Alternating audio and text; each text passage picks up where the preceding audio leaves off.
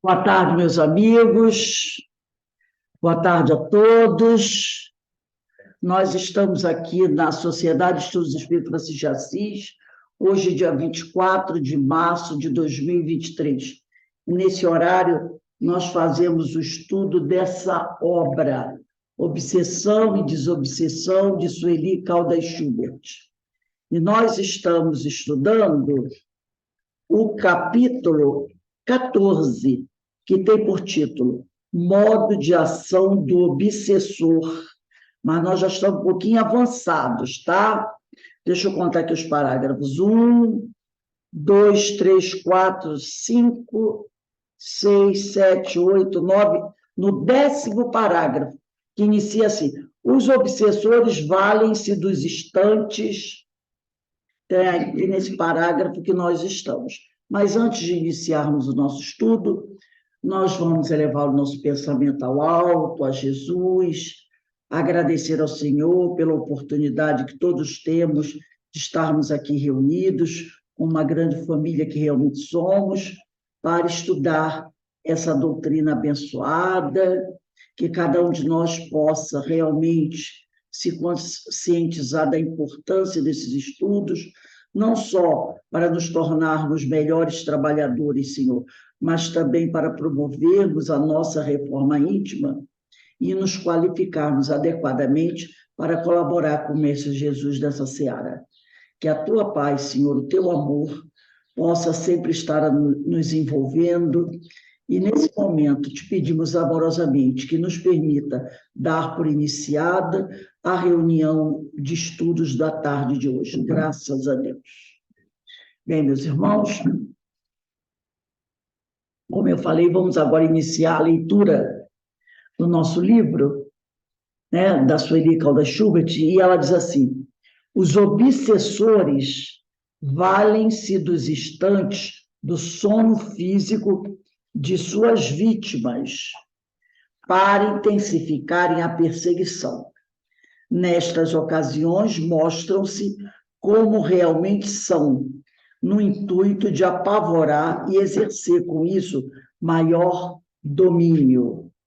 Quando já há uma sintonização bem estreita, facilitada, sobretudo pela culpa, o remorso e o medo, o obsessor age como dono da situação, levando o perseguido a sítios aterrorizantes, visando desequilibrá-lo emocionalmente, deixando plasmadas na sua mente as visões que tanto amedrontam.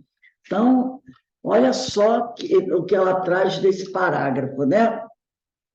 E eles se aproveitam no momento em que nós estamos dormindo, para agirem com mais facilidade, com mais intensidade sobre aqueles que eles querem perseguir, né? Então, nesse momento, eles se mostram a verdadeira face deles. E aí, e qual é o grande objetivo deles? Nos apavorar e, com o medo, exercer um domínio maior sobre nós, tá? E quando já existe uma afinidade bem estabelecida, né, sobre aquela pessoa que eles estão atormentando, isso se torna mais fácil. E, normalmente, quando eles fazem um planejamento buscando a vingança contra alguém, essa pessoa, né, na maioria das vezes, não é inocente. Não é inocente. Deve ser uma pessoa que carrega muita culpa, muito remorso, né? E o obsessor, sabendo disso, ele vai ali, no ponto nevrálgico. E como ela diz aqui, age como dono da situação, levando, através das formas pensamento, tá? O perseguidor a sítios, que ela diz aqui, aterrorizantes, visando desequilibrá-la emocionalmente, deixando plasmada na sua mente as visões que tanto amedrontam. Então, ele vai se utilizar das formas de pensamento. Normalmente é o espírito que tem essa técnica, domina muito bem essa estratégia, e aí dificilmente o espírito, né? A pessoa vai conseguir se libertar de um espírito assim. Vai enfrentar muita dificuldade. Aí ele diz aqui, ó, envolvem a vítima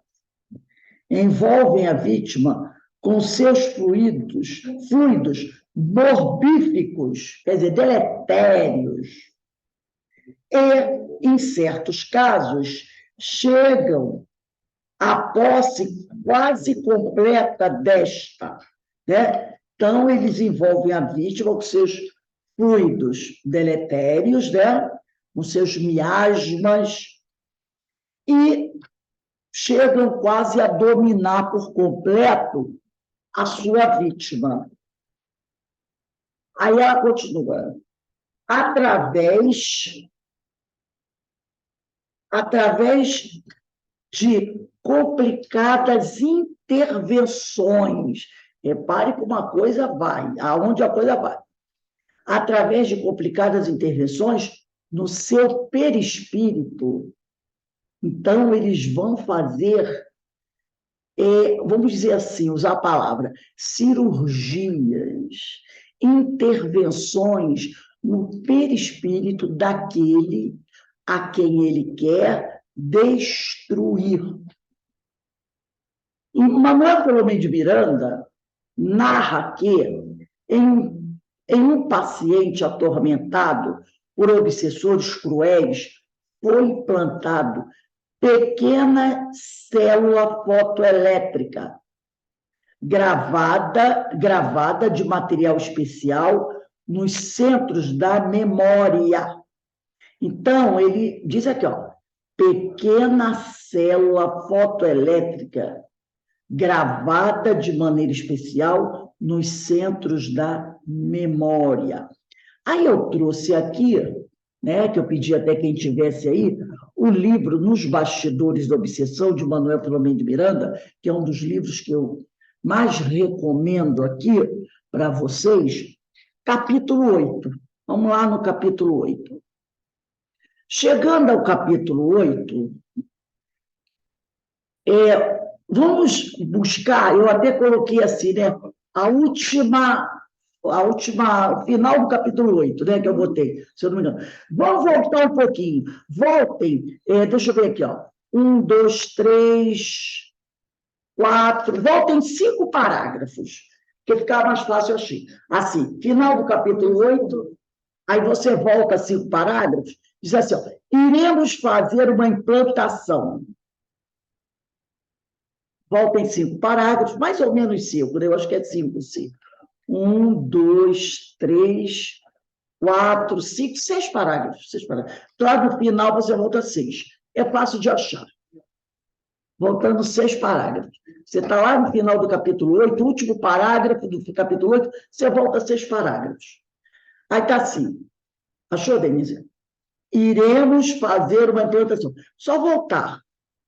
1, 2, 3, 4, 5, 6. Não é 7, 7 parágrafos. Achou? Não, pode deixar. Você foi no final do capítulo 8? Eu acho que eu passei. Vai no final do capítulo 8 e volta 7 parágrafos. Não é difícil não achar, não. Aí está assim, ó. Iremos fazer, isso é porque eles estão lá conversando, né? Eles estão planejando, é um trabalho lá para atormentar uma pessoa. Aí ele diz assim, iremos fazer uma implantação, disse em tom de inesquecível indiferença o doutor Teofrastos, que ele era um mago das sombras, era um dos magos das sombras. De pequena, olha só, célula fotoelétrica gravada de matéria especial nos centros da memória do paciente. É quase, vamos fazer uma comparaçãozinha aí, como se ele estivesse instalando um chip. É quase isso, né? Só que a gente não vai dizer chip assim, porque senão o pessoal vai dizer assim, aí já vai ter aquele pessoal que leva ao pé da letra, né? Leva ao pé da letra. É um chip. Então, gente, tanto é que ele coloca, se vocês perceberem bem, ele coloca que a própria, no livro do Manuel Filomeno de Miranda, ele botou itálico, tá? E no livro da Sueli, ela botou entre aspas. É uma comparação. Por quê? Porque a gente não sabe realmente que tipo de aparelho é esse. A gente não sabe. Então, a gente está fazendo uma comparação, tá? Parece, é isso aí que a gente tem que dizer, parece aqui uma célula fotoelétrica, parece um chip, né? Não tem esses chipzinhos que algumas pessoas colocam na Europa, é muito usado, debaixo da pele, subcutâneo. Então, por exemplo, sabe onde se usa muito isso? Nas boates. Algumas boates na Europa, elas implantam, como também tem gente que implanta em cachorro o chip, né? Porque se o cachorro se perder, as pessoas conseguem saber onde o cachorro está. Então, tem pessoas que implantam esse chip em animais. Já ouvi até falar em implantar um pequeno chip desse em crianças, em filhos assim, de milionários. Porque se eles forem raptados, sequestrados, o GPS consegue detectar onde a pessoa está. Ô, Rose, Oi, pode falar. tem um amigo meu que o pai dele tem Alzheimer e já fugiu de casa, sai de casa e eles ficam loucos. Botaram um chip nele. Exatamente. Né? Aí, a última vez que ele sumiu, pelo chip, localizaram ele no local onde ele estava, entendeu? Exatamente. Então, imagine o tamanho desse chip. É micro, micro. Então, nas boates, na Europa também se coloca. Então, você chega lá, você faz uma despesa, depois você põe assim o braço na máquina e aparece ali a despesa, né? Para as pessoas evitarem as pessoas carregarem bolsas, essas coisas assim. Eles colocam, pessoas colocam em cães, e vai por aí. Então, aqui faz uma comparação. Agora, imagina o seguinte: esse livro aqui, do Manuel Filomeno de Miranda, só vou ver aqui se ele tem a data. Ele foi, pelo menos o prefácio, que é o exórdio, foi assinado, foi escrito em 1970. Em 1970 não tinha chip, né? Que eu saiba, não desse nível, porque são 52 anos. Não tinha nem celular. Para você ter não sei se era assim, na época de vocês, para ter um telefone em casa da Cetel ou da Telerge, você lembra? Cetel, o sofrimento que era para você ter um telefone da Cetel em 1970, com 12, eu tinha 12 anos na época. A dificuldade que era para a gente ter um telefone. Na minha casa, eu fui ter telefone 1980, porque até 1975, 1978, gente, era muito difícil. Você tinha que entrar numa lista quilométrica para você ter um telefone em casa da Cetel ou da Telé. Só rico que tinha, né? Só rico que tinha telefone. Que podia comprar à vista o telefone. Quem ficava para comprar parcelado ficava na lista. Imagina falar em chip. Mas ele está falando aqui. Célula fotoelétrica. E hoje, não estou dizendo que é chip, mas o que a gente pode comparar ao que a gente conhece é um tipo de chip. E aí teria que ser muito mais minúsculo, podemos dizer, do que esse que é implantado na pele, como o Alberto falou, o pai do amigo dele. Então, ela diz assim, o doutor Teofrasto está dando aqui uma orientação, dizendo que vão fazer uma implantação, e ele diz isso com uma inesquecível, diz o Manuel Filomeno de Miranda, indiferença. De pequena célula fotoelétrica gravada de material especial nos centros da memória do paciente. Entendeu? Então, aí a gente pensa assim, nossa, em 1970 eles estão falando de algo que hoje a gente está conhecendo. E mesmo assim a gente faz assim, caramba, botar um chip subcutâneo para poder facilitar a pessoa numa boate, para controlar onde uma pessoa está. A gente ainda não pensa se que é uma coisa super moderna. Mas lá em 1970 eu já estava falando disso, de colocar no cérebro da criatura. Então, ele diz aqui, operando sutilmente, diz Dr. Teofrastos, que é um mago das sombras, o perispírito, faremos que a nossa voz lhe repita insistentemente a mesma ordem. Você vai enlouquecer. Suicide-se. Então, o objetivo da implantação do microchip, estou usando o termo microchip, tá? Célula fotoelétrica, mas, pelo amor de Deus, é uma comparação. Isso iria ficar repercutindo a gravação na mente da criatura. Tipo um mantra, você vai enlouquecer, suicide-se. Isso ininterruptamente. Continua ele. Somos obrigados a utilizar os mais avançados recursos, desde que estes nos ajudem a colimar, quer dizer, a alcançar os nossos fins. Imagine uma pessoa fazendo o estudo dessa obra de Valdo Pereira Franco, pelo Espírito Manuel Filomeno de Miranda, nos bastidores da obsessão, nos anos 70. Sem ter a mínima noção do que seja um celular. Sem ter a mínima noção do que seja um celular, sem ter a mínima noção do que seja um chip de celular. Tá? Sem ter a noção do que é um chip de celular. Tá? Imagina, o que a pessoa vai dizer assim? Nossa, Manuel Filomeno de Miranda está viajando, de volta está viajando. Não tinha noção.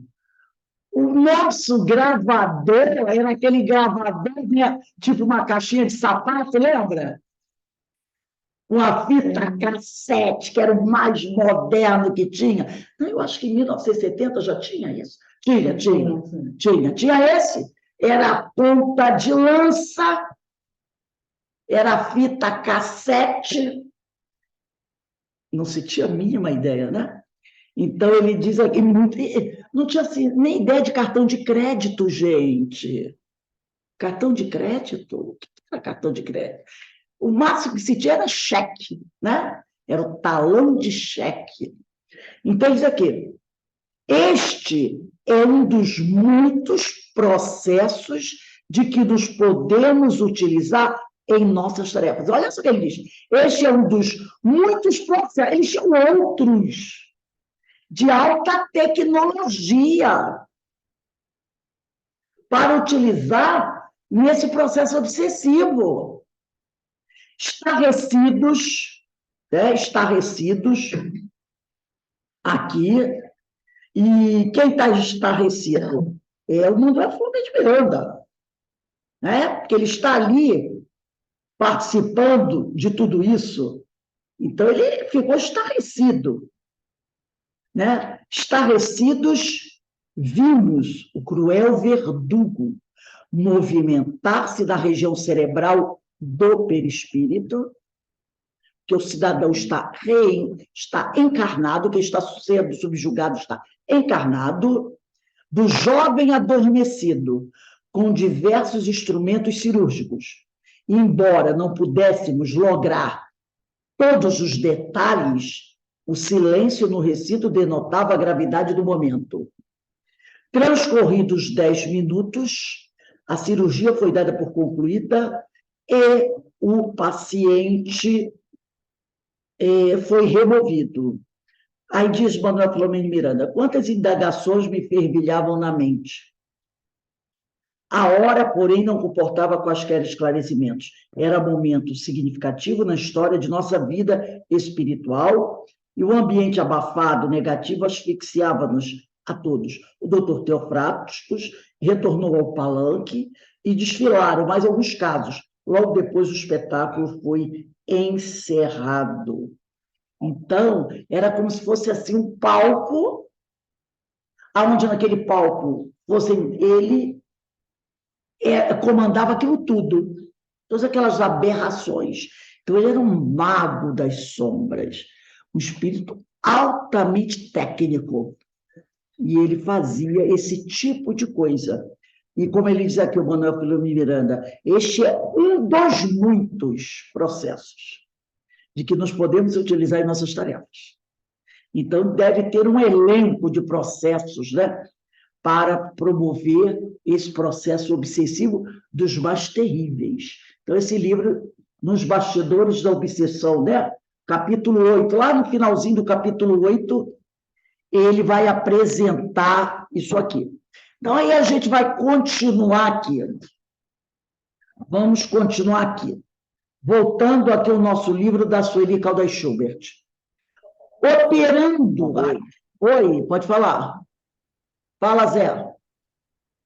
Não, desculpe. É que a moça que trabalha aqui estava saindo e eu me distraí. Desculpe. Tudo bem. Aí diz Mas tem que capítulo, por favor. no capítulo 14 da Sueli Caldas Schubert, tá? Deixa eu ver o parágrafo. 1, 2, 3, 4, 5, 6, 7, 8, 9, 10º parágrafo. Capítulo 14, 10. Os obsessores valem-se. Agora, eu estou no final do 10º parágrafo, lá no finalzinho. Operando no perispírito, realizou o implante, né? Que é o que está lido aqui nos bastidores da obsessão, induzindo a vítima a ouvir continuamente a voz dos algozes, ordenando-lhe que se suicidasse. Vou para o 11º. Tais processos denotam imensa crueldade. Repare que o Manuel Filomeno de Miranda falou que ele agiu com total indiferença. Total indiferença. Ele não estava nem aí para o que estava ocorrendo, tá? Total indiferença. Então, ele diz aqui, tais processos denotam imensa crueldade, mas não devem ser motivo de surpresa para nós, pois sabemos que na esfera física, quanto na espiritual, os homens são os mesmos, né? Os homens são os mesmos. Então, nós não temos que ficar assim, oh, meu Deus, que coisa horrível, isso que está acontecendo. Os homens são os mesmos. Aí ele diz, pois sabemos que na esfera física, quanto na espiritual, os homens são os mesmos. Não há também entre nós processos de tortura inconcebíveis? Claro, claro que há. Né? Como diz aqui o doutor Teofrastos, há inúmeros processos também entre nós. Por exemplo, existem hoje, né, lembrando assim o que uma vez eu estava vendo, tipos de torturas que foram feitos em Guantánamo com os prisioneiros palestinos. Não foram torturas terríveis? E detalhe, grande parte dessa tortura foi supervisionada por médicos. Os médicos diziam, davam seminários para os torturadores de como promover atos do corpo humano que causem muito sofrimento sem matar o sujeito. Então, os torturadores sabiam ir ponto do corpo, tocar, para fazer a dor ser extrema e o sujeito morrer. Também haviam médicos nas salas de tortura com aparelhos de pressão, porque eles ficavam observando, porque muitos daqueles torturados, né, tinham picos de pressão. Pressão subia, então deixa eu tirar a pressão para ver como está. Não, diminui um pouco a tortura. Deixa descansar, agora pode ficar. Então, tinha esse, lá em Guantánamo, com os afegãos e de outros grupos também, né? Supervisionado por médicos. Porque para não matar o cara, deixar o cara. Também sabendo de injeções que são aplicadas no corpo, que proporcionam dor. Então, como diz o doutor Teofratos aqui, há muitos e muitos processos para obter a confissão de pessoas, né? Alguns são na base da violência mesmo, né? Bate, bate, bate, bate. Outros não. Usam técnicas que aparentemente não deixam marcas, né? Marcas físicas. Mas, meu Deus do céu, as marcas psíquicas, né? Os traumas que muitas das pessoas passaram ficam para o resto da vida, tá? Para o resto da vida. E são coisas assim que você imagina, você pensa, meu Deus, como é que o ser humano pode chegar a esse ponto? Pode, pode. Foi o que o doutor Manuel Filomeno Miranda falou aqui, ó, do Teofrastos. Total indiferença. Aí a pessoa fala assim, mas ele é um mago das sombras.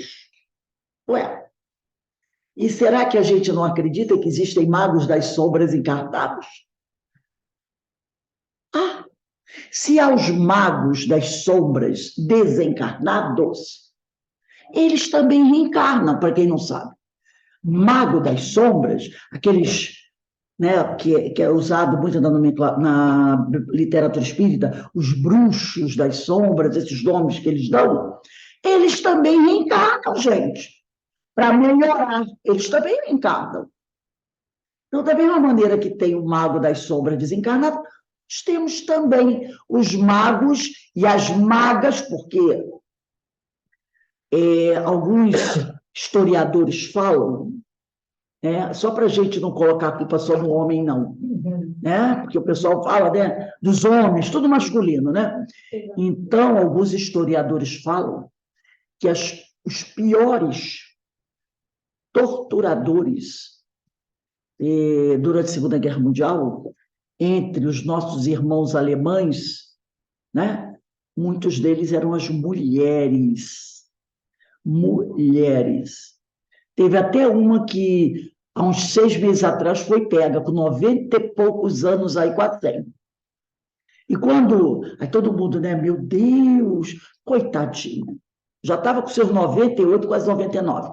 Quando puxaram a ficha dela, veio o retratinho dela. Era linda. Ela tinha uns 21, 22 anos, por aí. Era linda, uma gracinha.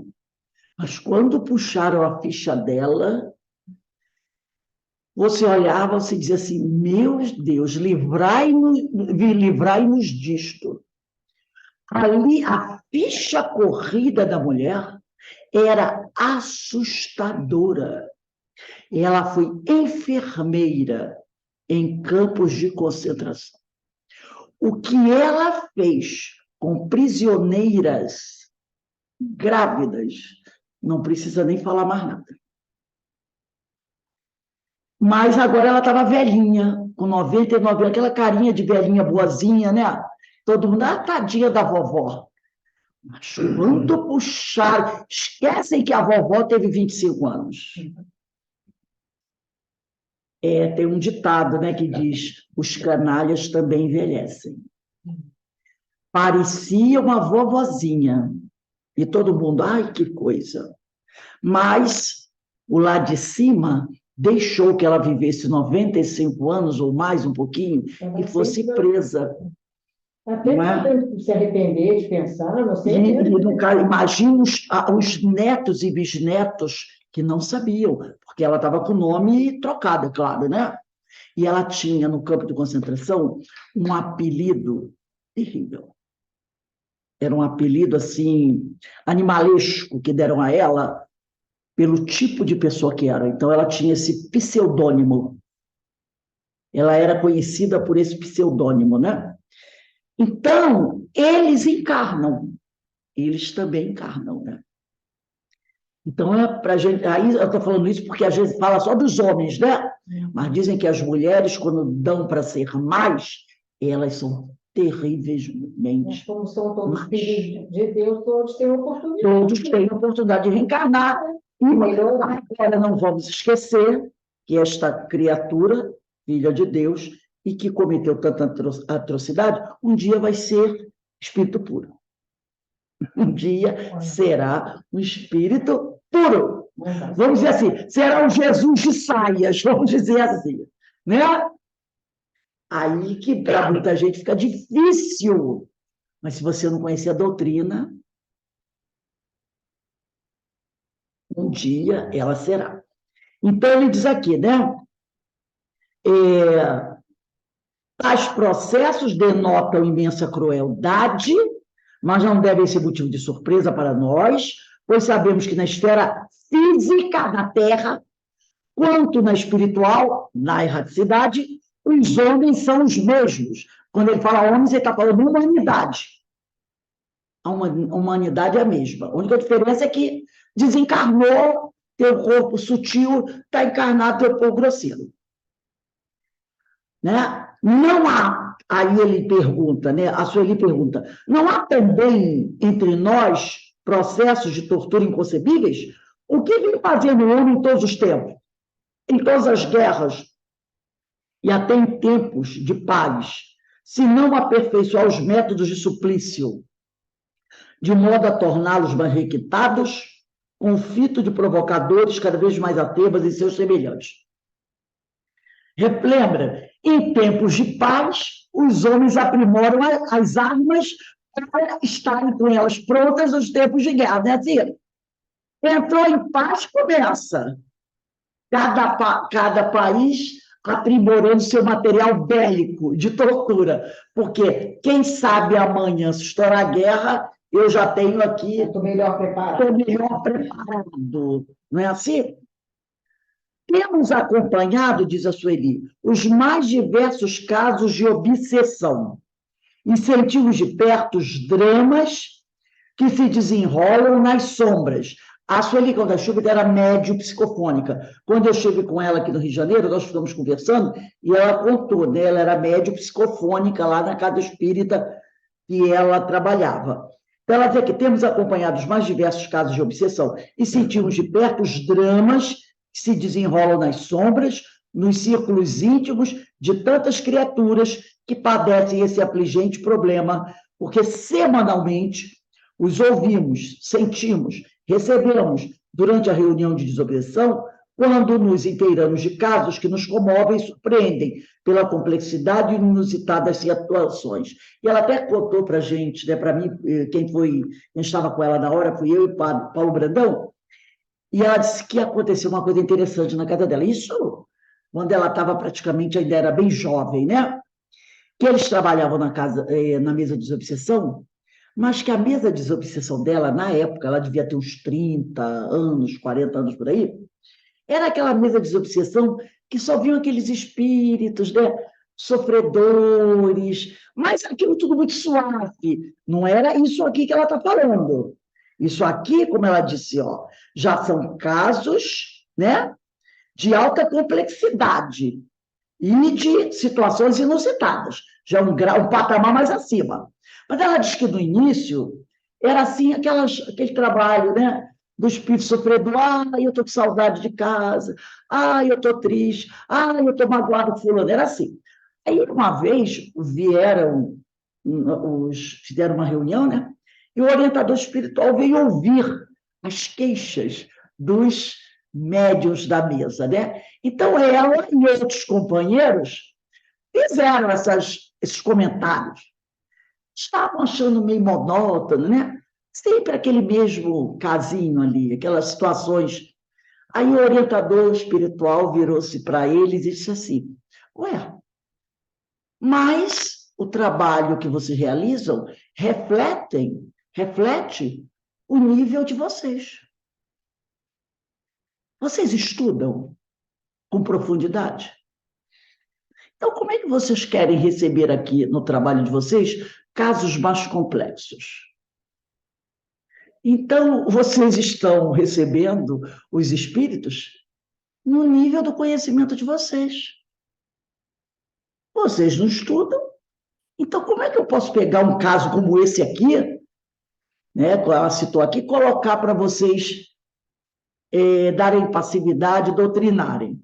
Se do doutrinador médio ninguém se aprofunda, ninguém estuda, né, com mais profundidade o tema. Então fica assim. Então o trabalho, ele chega no nível do trabalhador. Se vocês querem realmente fazer um trabalho de mais profundidade, vocês precisam se preparar para isso. Não é verdade? Então, quando ela falou aqui, eu me lembrei disso. Então, nesse ponto aqui, o grupo já melhorou. Porque ela diz assim, ó, quando nos inteiramos de casos que nos comovem e surpreendem pela complexidade e o inusitado das situações. Então, aqui, aí depois, o grupo passou a estudar para poder, né, trabalhar com esses casos assim. Grande número de entidades se manifestam dizendo estar em determinado local, ao lado de certa pessoa, e que aí são constrangidas a permanecer, tendo inclusive medo de sair, de desobedecer, de serem retiradas, porque o chefe castiga, não deixa, etc. Estão ali subjugados, né? Dominados por aquele chefe que impõe o terror e que domina pelo terror. Outras se comunicam confessando abertamente que foram encarregadas de assustar determinada criatura ou família. E para isto provocam brigas, intrigas, confusões, insuflando ideias desse teor naqueles que se mostram receptivos, envolvendo-os com seus fluidos perturbadores, rindo-se dos resultados, zombando do medo e das preocupações que acarretam. Lembra que nós falamos dos ovoides? Lembra? Né? Então, a função deles é instalar o caos na família. E eles vão se aproximar, porque sempre tem um que vai ser mais receptivo. E aí eles vão cutucar aquele indivíduo ali. E a partir dele, muitas vezes, a bomba vai explodir dentro da casa. Né? Zombam declaradamente das pessoas, revelando o modo de ação que empregam com a finalidade de se vangloriarem da própria esperteza e infundirem o temor entre os participantes da reunião, visto que também os ameaçam de usar em seus lares os mesmos métodos. Então, alguns vêm. Quem já não viu isso na casa espírita? O companheiro que chega e diz assim, ó, vocês vão fechar o trabalho.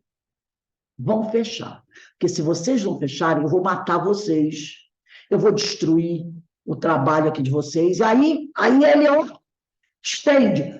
Vou também visitar a casa de vocês e vou destruir, vou matar seu filho, sua filha. Eu tinha uma amiga, ela era psicofônica, trabalhava aí com a gente, no grupo, né? Não na minha mesa, mas no grupo mediúnico. Ela mesmo dizia que ela era média psicofônica, um terrível medo dos espíritos. Quando os espíritos faziam essas ameaças, que era todo dia, pelo menos, em cada mesa aparecia um, ela ficava cheia de medo. Eu pergunto, olha o problema para a mesa onde ela trabalhava. Ela era a porta de abertura da entrada dele. Se você tem um médium na mesa que tem medo de uma ameaça como essa, ela dizia, eu morro de medo dos espíritos quando eles fazem ameaças desse tipo. Eu fico apavorada. Eu me lembro de um que chegou uma vez e falou, vocês vão fechar, não dá para continuar. Eu olhei para ele e disse assim, olha, aí ele falou, você vai fechar, não vai? Eu quero que vocês façam. Aí falou, o que tinha que fazer. Falei assim, ó, vamos fazer o seguinte, eu falei para ele assim, eu já anotei, ele chegou e disse, ó, é para fazer isso, eu fez uma listinha de 4 ou 5 coisas. Aí eu falei para ele assim, ó, não se preocupa não, eu já anotei a listinha e quando eu terminar essa reunião, eu vou passar para o meu chefe. Eu falei assim, vou passar para o meu chefe. O que é decidir, está decidido. Aí ele, quem é o seu chefe? Eu digo, é Jesus. Manda para ele a lista. Você é o que? Eu digo, meu filho, ó, aqui a gente obedece, a gente é obediente. Ninguém toma atitude sem falar com ele antes. Ainda mais uma atitude desse modo, fechar a casa. Eu não posso. Você está mandando, eu falei mesmo assim, você está mandando. Eu aceito o seu pedido, vou levar para ele, o que ele decidir, está decidido. Porque eu não posso tomar essa decisão. Eu não posso tomar essa decisão. Não tenho autonomia para tomar essa decisão, mas meu chefe tem. Ele percebeu que eu estava, né? E aí ele falou umas besteiras lá, mas você... Isso foi embora chutando o tabuleiro, dizendo que ia matar, que ia acabar, que ninguém ia voltar vivo para casa, aquelas coisas todas. Eles fazem isso. E depois, olha aqui, quando eles se afastam e percebem que pelo menos um ou dois ficou assustado, eles zombam declaradamente das pessoas, revelando um modo de ação que empregam com a finalidade de se vangloriarem da própria esperteza e infundirem temor entre os participantes da reunião, visto que também os ameaçam de usar em seu lado os mesmos métodos. Então, se ele conseguir assustar ele já sai dizendo, consegui o meu intento. Por quê? Porque aquele ali já vai desestabilizar o grupo. E aí o plano espiritual vai ter que fazer um trabalho de reforço, porque um elemento estando em desequilíbrio interfere na reunião. Interfere na reunião. Entendeu? Por isso que o médium tem que ser muito bem preparado. Verinha, a Vera está aí, Vera também tem experiência de direção de mesa mediúnica. Você pode falar alguma coisa em relação a isso? Sim. Tá, né, Vera Travasso?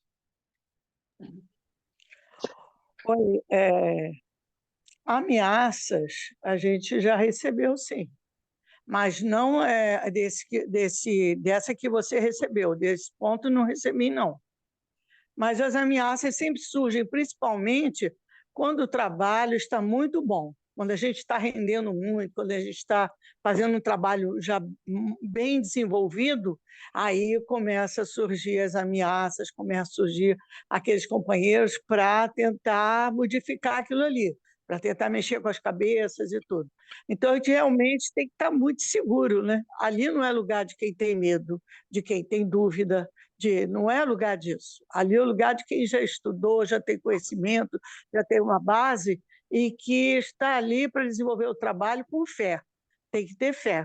Se não tiver fé, se não acreditar, ali não é o lugar para essa pessoa ainda. Como você disse, tem que estudar mais, tem que se fortalecer mais para poder, então, estar num trabalho como esse. Não é um trabalho para qualquer um, porque se uma pessoa entrasse aí, vai contaminar todo mundo. Todo mundo não, mas uma parte. Né? As que estiverem mais inseguras poderão ser contaminadas nessa hora, poderão também ficar com temor, seja lá o que for. Mas é uma artimanha, né? Que eles utilizam para dominar o grupo, para quebrar o trabalho, para tentar, porque quando vê que o trabalho está indo bem, realmente começa a incomodar muito. E aí eles mandam os mais... esses que têm mais habilidade para fazer isso, para entrar lá e fazer isso. Né? Tem um ditado que diz assim, quando uma luz, uma chama, se acende aqui na Terra, uma luz no sentido de um pronto-socorro espiritual, né, para auxiliar aquele que necessita, as trombetas tocam nas trevas. Então, olha a comparação. Quando uma pequena chama, tipo de um fósforo, se acende aqui na Terra, as trombetas, não é um apito, as trombetas tocam nas trevas. Então, se percebe-se que um grupo está fazendo um trabalho de relevância no sentido da evangelização, do amparo, do esclarecimento, do consolo, as trombetas tocam. Eles vêm. Se não está fazendo festa, eles deixam para lá. Entendeu? Não se incomodam. Mas se começar a fazer a diferença, eles vêm. Fala, Carmen. Ô, Rose, eu trabalhei em mesa mediúnica há muitos anos. E é muito comum eles chegarem, ameaçarem, e eles ainda fazem assim. As outras mesas a gente já foi. E a gente contaminou todo mundo. A gente conseguiu pegar todo mundo, enfim, jogando um contra o outro, sabia? Eles fazem miséria. Dá vontade de rir, a gente tem vontade de rir na hora. Mas a gente se mantém calmo. E o Peixoto, que era o nosso dirigente lá, e ele mantinha a calma, recebia a reclamação como você fez também. Isso mesmo, olha. Mas a gente vai continuar aqui no nosso trabalho e tal. E o cara acaba indo embora. Mas xingando, vou acabar com vocês, vou acabar com vocês. Ameaças são muitas, né? Agora, tem alguns médios que realmente têm medo. Né? Isso aqui, certa vez, na reunião em que colaboramos, sentimos a presença de um grupo de espíritos desencarnados, entre 15 e 18 anos. Era um grupo de espíritos, a maioria jovens, entre 15 e 18 anos. Tinham a aparência desses que vemos nas ruas, denominados pivetes ou trombadinhas, né? Dentre eles, comunicou-se uma mocinha desencarnada aos 17 anos, maltrapilha e extremamente zombeteira. Contou-nos que andavam ao léu pelas ruas, tal como faziam antes, quando eram encarnados, dedicando-se especialmente a entrarem nos lares cujas portas estivessem abertas. E ela grifou abertas. Ela não está dizendo no sentido da porta materialmente estar escancarada. Ela diz abertas aqui no duplo sentido, físico e espiritual. Não é só aberta, a porta aberta para entrar ventinho, não. Mas é que naquele local, naquele lar, as pessoas estavam ali, né? Franqueadas às coisas menos edificantes. Por isso que ela fala de portas abertas, né? Com a finalidade, eles penetravam nesses lares, onde eles encontravam afinidade, né? Onde não havia nenhuma preocupação em coisas edificantes, com a finalidade de provocar desordens e brigas entre os moradores. Isto descrito num linguajar peculiar, com a gíria comumente empregada. Também contou que tinham prazer em usufruir do conforto dessas casas, refestelando-se nas poltronas macias e desfrutando de comodidades que não tiveram em vida, porque sempre foram jovens muito pobres, sem condições, né? Obviamente, isto só era possível nos lares em que, embora havendo conforto material, o ambiente espiritual não diferenciava muito do que era próprio a esses, entre aspas, pivetes desencarnados. Ao que eles viveram aqui, né? Foi preciso muito amor e carinho de toda a equipe para conscientizá-los de que existia para todos uma vida bem melhor, se quisessem despertar para ela, respeitando o livre-arbítrio deles. Que havia ao lado deles pessoas que os amavam, os orientadores espirituais, né? E que desejavam aproximar-se para auxiliá-los. E que, acima de tudo, estava Jesus, o amigo maior, que não desampara nenhuma de suas ovelhas. Como a carência de amor dessas almas fosse bem maior que toda a revolta que os abrasava, aos poucos emocionaram-se com os cuidados e carinho de que foram alvo. E, ao final, sob a liderança dessa jovem, né, que se comunicou, uma espécie de porta-voz do grupo, que foi também a primeira a se sentir amorosamente confortada, o grupo foi levado, após a prece comovente, feita pelo doutrinador. Durante a comunicação, foi-nos possível divisar alguns quadros da vida dessa quase menina, que nasceu, cresceu e viveu em locais que os homens habitualmente denominam na sarjeta. Sua desencarnação foi trágica, vitimada pelos maus tratos de um homem. Então, uma criança criada nas ruas, não é? Que desencarnou por volta de 16 ou 17 anos, vítima de violência física. Que vida triste e sofrida deve ter tido essa menina, que não é única, porque hoje nós sabemos, não é assim? Quantas crianças estão aí pelas ruas vivenciando isso aqui e morrendo com 15, 16, 14, 19. Às vezes aparece na televisão 3, 4 meninos com 16, 17 anos assassinados no mato. Aí o pessoal diz o quê? Foi tarde, que não presta. Não é assim que as pessoas falam muitas vezes? Quando recebe essa notícia? Às vezes tem 14, 15, 16 anos, né? Meninas de 13, 14, 15 anos, às vezes não aparece. Outro dia mesmo apareceu. Uns 3 corpos. A mais nova devia ter uns 14 anos, a mais velha devia ter uns 16. Parece que eram 2 meninos e uma menina, ou 2 moças e um garoto. De 14 a 16 anos. Apareceu o corpo lá no meio do matagal, já estava em putrefação. Alguém chegou e, entendeu?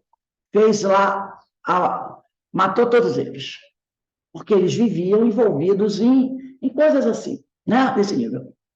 Aí eu pergunto, quando a pessoa vai e faz esse julgamento, não servia para nada, -3, -4, -5. Já parou para pensar o tipo de vida que aquela criança, que eu considero uma pessoa de 15, 16 anos, uma criança ainda, teve desde que nasceu? A maioria, gente, teve uma vida triste, amarga, que nós só conhecemos por saber falar, por ouvir. Tudo bem, a pessoa pode ter sido criada pobre, mas teve a sua casinha, teve seu pai, ou teve só sua mãe, mas teve lá a proteção do lar, não é? Mas você já, pequenininho, de 3, 4 anos, já está abandonado. Aí um joga para lá, outro joga para cá. Outro dia, eu até comentei isso, eu vi o depoimento, por escrito, depoimento no Facebook, de uma... Ela se considera artista, vamos chamá-la de artista. E ela é muito revoltada, muito revoltada, muito. Eu li toda a biografia dela. Mas uma frase, ela foi criada assim na rua. Agora que ela, graças a Deus, está muito bem, obrigada. Mas carrega toda aquela amargura junto com ela. Você percebe pela declaração que ela faz. E ela diz assim, agora eu tenho muito dinheiro. Eu nunca mais vou dormir na rua. Eu nunca mais vou ficar na sarjeta. Eu nunca mais vou morar de favor na casa de ninguém. Nunca mais ninguém vai me botar para fora. Eu agora, aí ela repete. Então, aí ela diz assim, tá vendo, gente? Eu nunca mais vou morar na sarjeta. Nunca mais vou ser violentada. Nunca mais vou morar na casa dos outros, por favor, e ser feita de escrava, apanhar e ser colocada na rua durante a noite para dormir debaixo de marquise. Aí ela repete de novo, nunca mais vou dormir na sarjeta. Ela faz essa frase assim. Ela tem 20 e poucos anos. Ela é uma pessoa altamente revoltada. Aí eu pergunto, e ela conta que Desde com 7 para 8 anos, ela foi para Sarjeta. Ela dormia na rua. Ela sofreu abusos sexuais com 8, 9 anos. Até que tiraram ela, botaram numa casa onde morava de favor, onde faziam ela de empregada, batiam, onde sofreu abuso, e um dia jogaram ela de volta da sarjeta, onde ela conheceu tóxico, tudo, até que ela conseguiu sair através da música, da arte que ela desenvolve, mas ela carrega toda aquela dor, aquela mágoa. Eu li e eu disse, meu Deus, quanto sofrimento essa criatura. Com poucos anos, ela tem mais ou menos 20, 23 anos por aí, essa criatura já passou, escapou de morrer. Ela conta que um dia ela quase morreu de tanto apanhar. Escapou de morrer. Poderia ser mais um deles. Então, quando a gente vê casos assim, né, a gente tem que parar para... Primeiro, controla a boca e o pensamento. Porque a gente não sabe a história daquela criança de 14, 15 anos que foi assassinada no meio do mato e que o corpo foi encontrado semanas depois e que está ali em decomposição. A gente não sabe. Olha o que ela está trazendo para a gente aqui. Olha o que ela está trazendo. A gente tem que tomar muito cuidado. Principalmente que a gente não sabe se foi um afeto nosso. Se foi um afeto nosso. Ou se nós, em vida passada, fomos patrocinadores desse sofrimento também, né? Ou talvez não desse que está ali, mas de outros. De outros. Então, né? Ela diz aqui, ó. Esse pequeno grupo de espíritos não tinha consciência completa do mal que causavam, embora desejassem fazê-lo.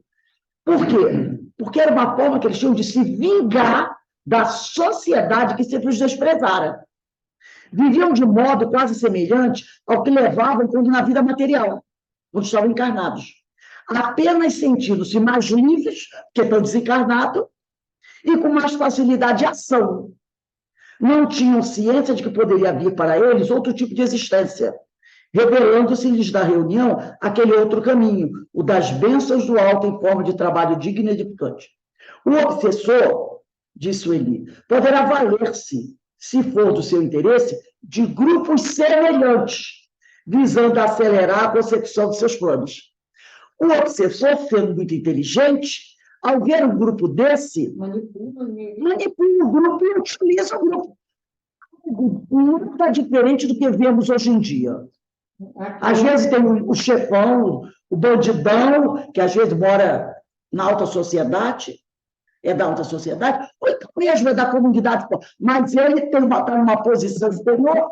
E quem é que ele mais utiliza para fazer essas coisas? Não são os jovens, os menores de idade? Sim, sim. Então, às vezes, você pega um chefão numa comunidade desse, né? Que mora num casarão, com piscinas já foram descobertos, né? Fortalezas no meio lá da comunidade. Verdadeira fortaleza. Aí, quando a polícia entra, né? A fortaleza é uma casa de luxo. Tem até piscina, churrasqueira e tudo mais. Ele vive lá. E ele comanda lá na comunidade grupos de menores de idade, a maioria menores, meninos e meninas. Bota uma arma na mão de cada um e eles ficam ali tomando conta, são soldados altamente controlados. E ele domina aquele grupo. Muitas vezes quem morre primeiro são eles. Ele é o último a ser preso, quando é.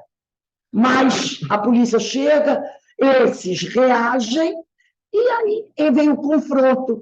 E, normalmente, muitos deles, depois do confronto, aparecem estirados do chão. E será que... Pensa que o chefão vai chorar, deixar cair alguma lágrima por alguma criança daquela? Não, amanhã ele está trazendo outros. E eles na erraticidade ou continuam fazendo a mesma coisa? Aí vão ser comandados por outros grupos. Então, ele diz aqui, na quase totalidade dos casos que observamos de Sueli, o obsessor não age sozinho. Sempre arregimenta companheiros, comparsas que o ajudam. E outros que são forçados pelo medo a colaborar cientes ou não do plano urdido pelo chefe.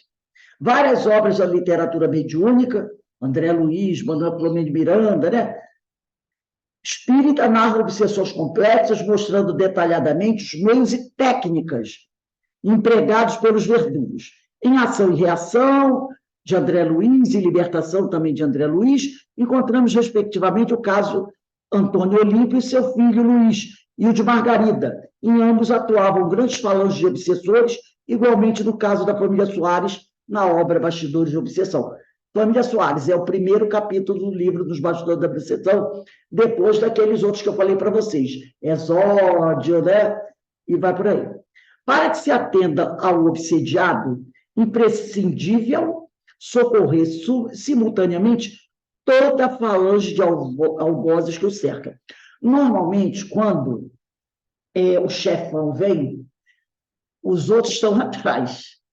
E, de certa forma, aquilo que você está falando para ele, os outros vão ouvir também, repercute para eles, né?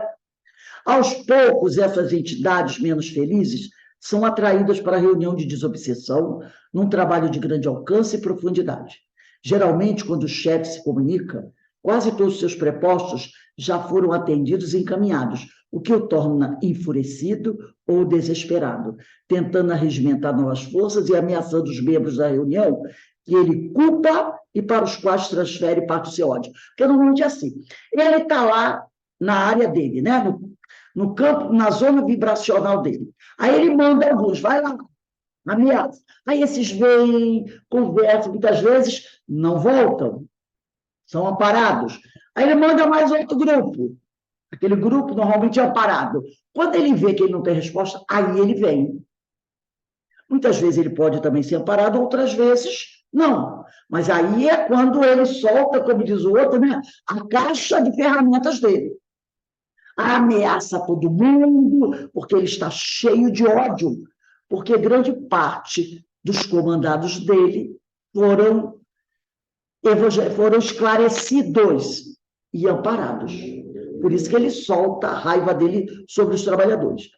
Daí porque é fundamental que a reunião seja toda ela estruturada, como disse a Vera Travassos, na fé inabalável, no mais acendrado amor ao próximo, na firmeza e na segurança que une todos os seus integrantes, especialmente sob a amorosa orientação de Jesus e dos mentores espirituais, que são, em verdade, o sustentáculo de todo o abençoado ministério socorrista.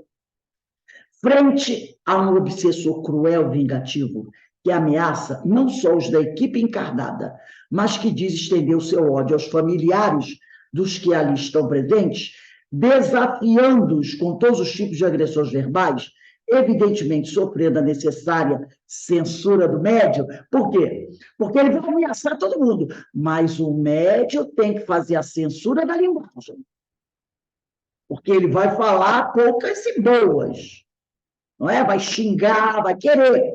Então, como ela diz aqui, ó, evidentemente sofrendo a necessária censura do médium, que as transmite e que só deixa passar aquilo que o bom senso permita. Então, o médium repassa a ameaça, mas dando qualidade ao linguajar.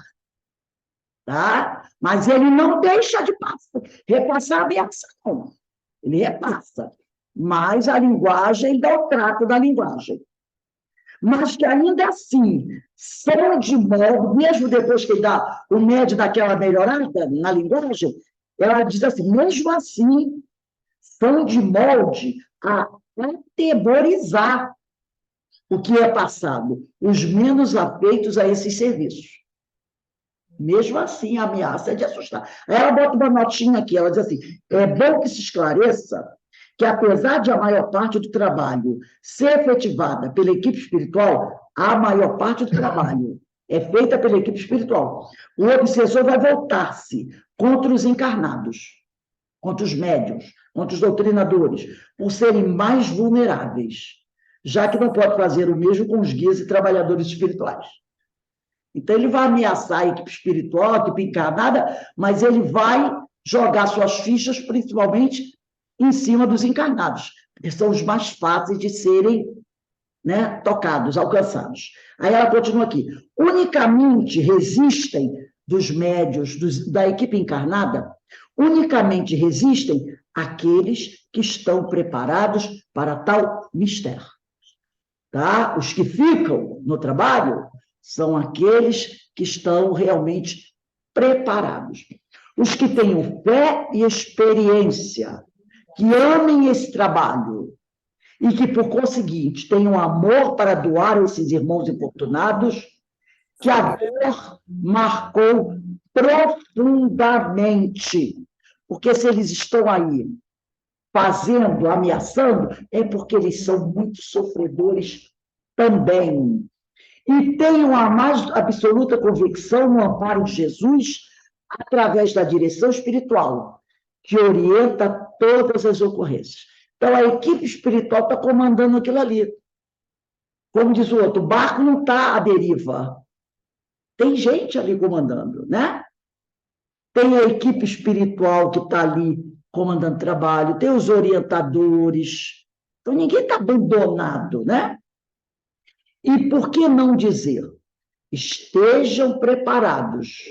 Ela está falando aqui para os médios, para os trabalhadores. Estejam preparados para sofrer e chorar pela dor que asselvaja esses corações, que são dos desencarnados, e os transforma em seres quase irracionais. Então, nós temos que ter o quê? Empatia. Empatia, tá? Para eles, com eles. Tão amargurado ódio, tão angustiantes conflitos, nos ferem também o coração, que se repleta de amor por eles, verdugos e vítimas, já que também um dia, perdido nas brumas do passado, padecemos as mesmas inenarráveis torturas, que hoje a doutrina espírita veio consolar, explicar e ensinar-nos a curar. Nós também, em alguma época, né, não sabemos aonde nem como, também passamos pelas mesas, podemos dizer assim, né, pelas mesas mediúnicas de algum lugar, buscando amparo, buscando socorro, né, buscando um consolo. E fomos também amparados, fomos também socorridos. Então, a gente tem que aqui buscar também oferecer para esses amigos o que nós recebemos, né? Alguém gostaria de falar alguma coisa sobre isso? Zé Eu queria falar, Rose, Fala, William. o que eu achei interessante dessa questão desse grupo de espíritos jovens, né? E da questão deles, na verdade, o que a carência, né, traz à tona um instinto, né, mais selvagem. Sim. A carência traz à tona esse instinto. Que aí o que torna, é o que ele fala aqui, né? O que torna esses seres quase irracionais. Então a importância do acolhimento, né, durante no trabalho da mesa. Eu vejo muito lá aqui no meu centro, aqui no trabalho, quando é acolhido, esse acolhimento é de muita importância. A recepção é importante. As primeiras palavras são muito importantes. O sentimento que se propõe a doar logo inicialmente é muito importante, que dá aquele baque na hora do espírito, né? Que ele está realmente carente e necessitado, né, daquilo. Então, acho que isso eu acho muito, muito interessante, que eu achei aqui desse texto. É um trabalho belíssimo, belíssimo, que as casas espíritas realizam, mas é preciso fazer com qualidade. Ah, Com certeza, com certeza. Alguém mais gostaria de falar alguma coisa? Exatamente o que mexeu comigo foi exatamente, William, essa parte que ela fala que a carência afetiva deles era muito maior do que a revolta que eles tinham. Então, eles conseguiram logo serem sensibilizados. Se eles fossem tratados mal, Só ia dar mais razão, Mas mais é bom. importante eles. É, Porque, na maioria das vezes, é que eles estão esperando. exatamente, só conhece. Exatamente. Então, quando você vê esse carinho, eles ficam chocados. Porque eles não conhecem, não conhecem esse tipo de tratamento. Muitos deles nunca foram. Uma vez eu estava vendo o toque, quando alguém tocava, ele não estava acostumado. O toque para ele sempre era agressivo, Agressivo. né? Sempre um tapa, um soco, um empurrão. Aquele toque que a gente que trabalhou como criança em escola, a gente percebia isso. Vezes, né? Eu nunca fui de ficar muito agarrada com um aluno, mas eu sempre tinha uma forma de brincar com o meu aluno, dando a ele uma liberdade de eu ficar, quando a gente estava se brincando, igualzinho a eles, assim, né? Tipo assim, de brincar, de repente eu estava na sala, dando aula, explicando uma coisa séria, eu parava perto de um, pegava ele nos braços, levantou e saía dançando, como se estivesse dançando uma música, aí ele ficava de surpresa, e embarulhava dentro da sala, e ele dizia, professora, você é maluca, e ele, essa professora é maluca, sei lá. Então, ele não era de ficar passando a mão, mas eu tinha essas atitudes, né? Eu olhava para ele e dizia assim, olha, toma cuidado, que eu vou... Tu sabe que eu vou fazer, né? Eu vou te arrumar. Tia, que é isso? Eu digo, ó, gente, a tia hoje está danada.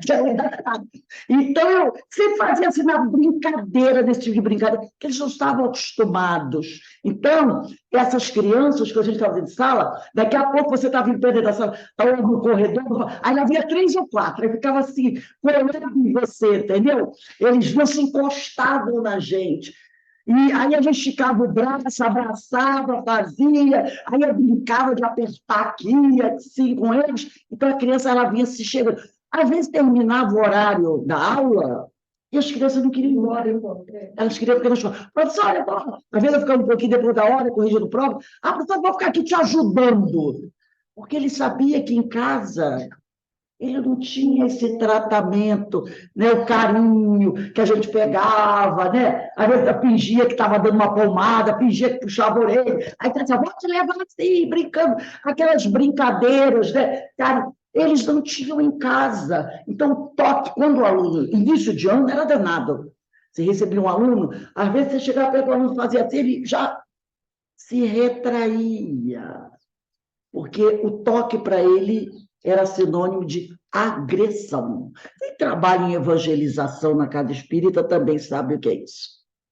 Muitas vezes a criança chega, né? O toque, quando a criança dá aquela retraída, você já sabe, opa, tem coisa aqui.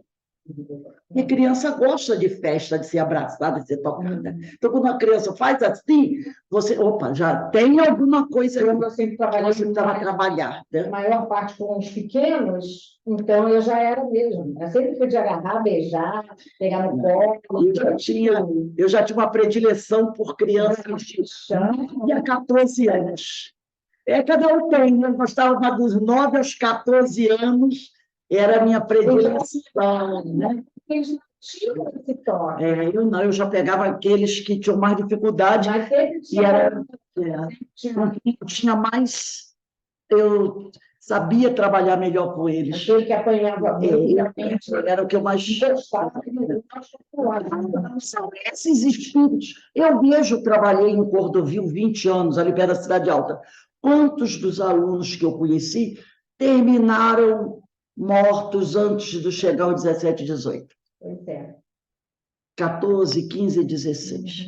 E esses espíritos que não receberam nenhum carinho vão retornar mais tarde das mesas mediúnicas. Então, o que a gente tem que dar para eles? É atenção, amor, porque eles não conhecem, né? Para você quebrar aquele círculo vicioso. Senão, ele reencarna nessa situação e o círculo vicioso. Então, olha a importância do trabalho da casa espírita, da desobsessão. Agora, o médium tem que se preparar, tem que trabalhar, tem que estudar, tem que saber que essas coisas estão acontecendo, para que ele possa realmente fazer um trabalho como Jesus espera de nós, não é? Então, nós vamos encerrando aqui o nosso estudo, depois nós temos aí as parábolas de Jesus. Eu vou pedir para o nosso irmão Alberto fazer a nossa prece de agradecimento, por favor.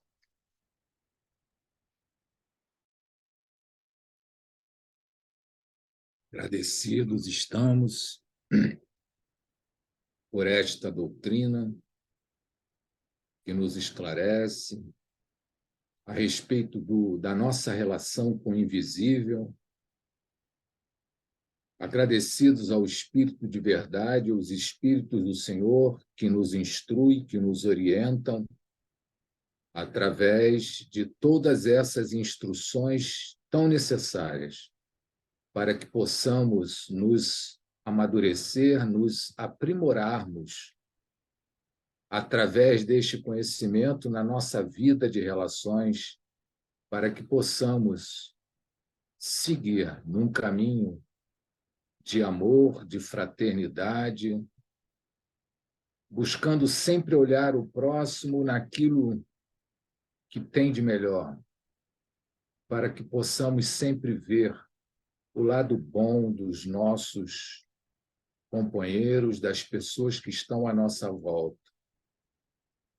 Que possamos agradecer sempre a esta espiritualidade que nos assiste, ao Mestre Jesus pelos seus ensinamentos, e que estejamos na seara do Cristo, imbuídos de propósitos edificantes, buscando auxiliar aqueles que necessitam na esfera dos encarnados e desencarnados, para que possamos contribuir para a evolução coletiva. Obrigado, Mestre, obrigado a toda essa espiritualidade que nos ampara e que nos assiste, e que estejamos a caminhar com o Cristo em nossos corações. Graças a Deus. Então, meus irmãos, quando for 5h30, nós estaremos, 5h30, 5h35, estaremos de volta para o estudo das parábolas. Que Deus abençoe a todos nós. Até já. Até já.